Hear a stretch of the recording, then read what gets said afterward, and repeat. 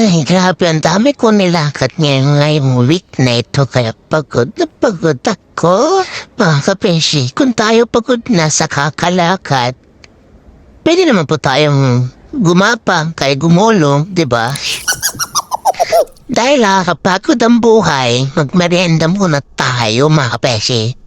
At ito na nga, may nakita akong bago sa Starbucks, kaya tikman natin, mga kapeshi.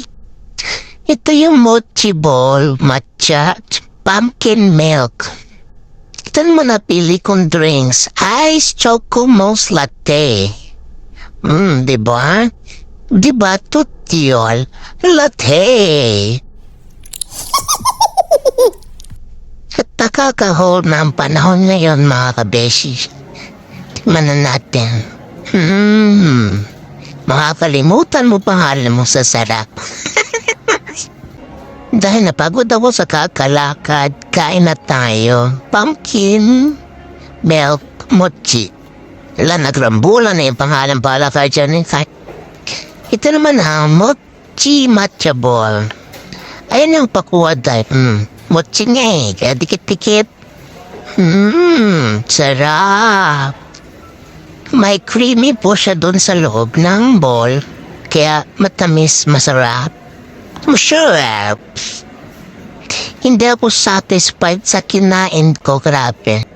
Kasi kulang ang 6 na piraso. Gusto ko pa sana, kaso lang, kailangan natin magtipid para hindi tayo matulad sa iba. Busog now, iyak later. Sabon tanaw ako sa labas, may naisip ako. At ito na nga.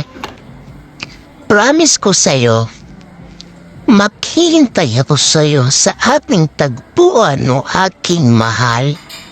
Sa labasan ng club, ako'y maghihintay sa'yo.